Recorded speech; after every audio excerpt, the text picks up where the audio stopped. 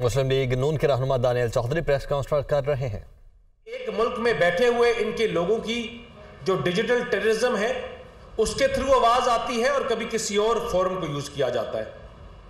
क्या इनको नजर नहीं आता कि 2023 में कुछ दहशतगर्दी से शहीद होने वाले लोग उनकी तादाद 1524 थी और उसी साल आपके जो जख्मी थे वो 1423 थी।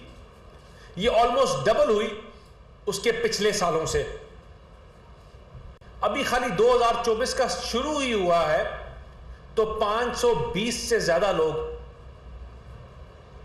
दहशतगर्दी के इंसिडेंट्स में शहीद हो चुके हैं और हमारे 150 से ज्यादा आर्मी के ऑफिसर्स और नौजवानों ने और सोल्जर्स ने अपनी जान दी है। क्या ये लोग अपनी जान जो है, और ये आप दिल पे हाथ रख कर बताएं, क्या ये 30 या 40 हजार रुपए तनख्वाह के लिए अपनी जान देते हैं या पेंशन के लिए अपनी जान देते हैं? ये अपनी जान देते हैं इस्लामिक रिपब्लिक ऑफ पाकिस्तान के लिए। ये अपनी जान देते हैं इसलिए कि हमारा कल संवर जाए। ये अपनी जान देते हैं इसलिए क्योंकि ये शहादत के रुतबे को समझते हैं और अपने मुल्क से मोहब्बत करते हैं। लेकिन इन रिटर्न हम इनके मेमोरियल्स पे हमले करवाएं, हम इन शोहदाओं की फैमिलियों को इनका मजाक उड़वाएं, लेकिन जितनी मर्जी इस तरह की ये चीजें कर लें, ये रोज प्रेस कॉन्फ्रेंस करके कह दें कभी किसका नाम लें कभी किसका नाम लें, लेकिन ये जो शोहदाओं की जो खानदान भी हैं जिनके ये बच्चे शहादतें नोश करते हैं, दे एम्ब्रेस इट हैप्पीली। अगर आज पाकिस्तान के खिलाफ जो एक्टिविटीज हो रही हैं और स्पेशली ये जो डिजिटल टेररिज्म के थ्रू, कि अगर पाकिस्तान कमजोर होगा, हमारी अफवाज कमजोर होगी, तो कोई जमात इस मुल्क में सियासत नहीं कर सकेगी। अगर पाकिस्तान कमजोर होगा तो कोई पार्लियामेंट नहीं चल सकेगी, ना इकोनॉमिक स्टेबिलिटी आएगी, ना जो 250 मिलियन लोग हैं जिनके लिए हमने अपनी सियासत कुर्बान की, जिनके लिए हम हुकूमत में बैठकर IMF से नेगोशिएट किया, जिनके लिए आपके शोहदाओं ने अपनी जानें दी, वो तमाम चीजें रायगा जाएंगी। सवाल यह बनता है कि क्या आप पाकिस्तान को एक वीक स्टेट बनाना चाहते हैं?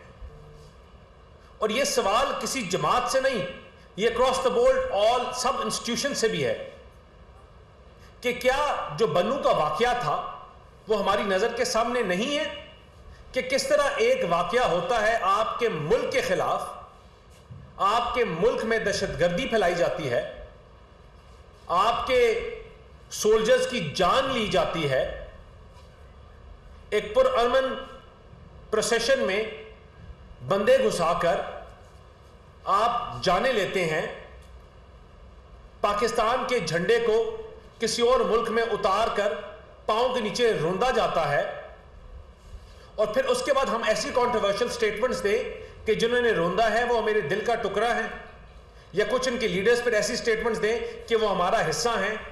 जो पाकिस्तान के झंडे को जलाएगा वो हमारा हिस्सा कभी नहीं हो सकता। जो पाकिस्तान को आग लगाएगा, जो हमारे शोहदाओं के मुजस्समों को आग लगाएगा, वो हमारा हिस्सा कभी नहीं हो सकता। पाकिस्तान आज जिस बहरान से गुजर रहा है, कभी हम भूख हड़ताल की बात सुनते हैं, कभी हम पाकिस्तान को बंद करने की बात सुनते हैं, लेकिन कभी इनसे कोई पूछे कि आप गरीब की आवाज बनने के लिए कोई लेजिस्लेशन की बात क्यों नहीं करते? आप 11 साल से केपी में बैठे हुए हैं, 11 से 12 साल हो गए हैं। आप एक कंपैरेटिव एनालिसिस कर लें पंजाब का और केपी के का, क्या इन्होंने एक बड़ा प्रोजेक्ट भी गिनवा सकते हैं?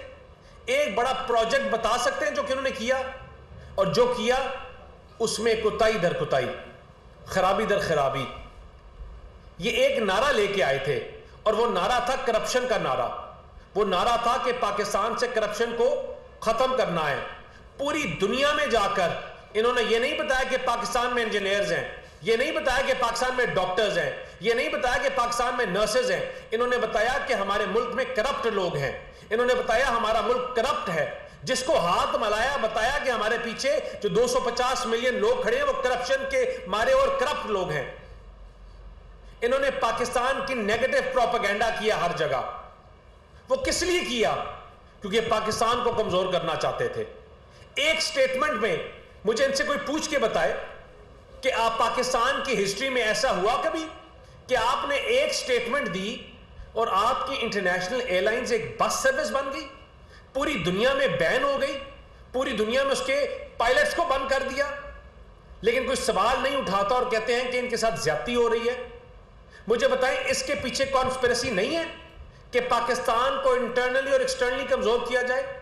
میں نے کل بھی کہا کہ اگر بی ایل اے وہ کام کرے اور دہشت گردی جو کرنے والی تنظیمیں وہ کام کریں، پاکستان کے مخالف پاکستان کے جھنڈے جلائیں، پاکستان کے خلاف باہر کے ملکوں میں اگر نعرہ لگائیں، تو ہم ان کو بین کرتے ہیں، ان کو ٹیررسٹ آرگنائزیشن کہتے ہیں. اور کیونکہ کچھ لوگ انگریزی بول کر، کوٹ پہن کر پاکستان کو گالی دیں، پاکستان کو کمزور کریں، 570 ارب روپیہ استعمال کریں ڈیجیٹل ٹیررزم کے اوپر، پاکستان کو اپنا موقف بنانے کے لیے اور پاکستان کو کمزور کرنے کے لیے، اور they go scot free only because کہ وہ انگریزی بہتر بول سکتے ہیں. پاکستان ایک مشکل سٹیٹ سے گزر رہا ہے اور عمران خان کی جو مینٹیلٹی ہے وہ آج بھی وہی ہے جو کل تھی. وہ ایک موب مینٹیلٹی ہے، پاکستان کو آگ لگانے کی مینٹیلٹی ہے. وہ مینٹیلٹی یہ ہے کہ اگر میں وزیر اعظم ہوں تو یہ پارلیمان ہے، اگر میں وزیر اعظم نہیں ہوں تو پاکستان کو آگ لگا دو، پاکستان کو بند کر دو، پاکستان کے اداروں کو چلنے نہ دو. جو میرے اوپر انگلی اٹھائے، اگر وہ فرد واحد اٹھائے تو اس کو بلیک میل کرو، اگر کوئی انسٹیٹیوشن اٹھائے تو اس کے اوپر حملہ کرو، اگر کوئی اور انسٹیٹیوشن اٹھائے تو اس کے گھر والوں کے اوپر حملہ کرو. لیکن ان تمام چیزوں کے باوجود حکومت کسی سے بلیک میل نہیں ہوگی. پی ایم ایل این نے اپنا ایک بڑا پازیٹیو رول پلے کیا ہے ان تمام چیزوں میں. میاں شہباز شریف صاحب کی دن رات کی کاوشوں کے بعد پاکستان آج بہتری کی طرف بڑھ رہا ہے.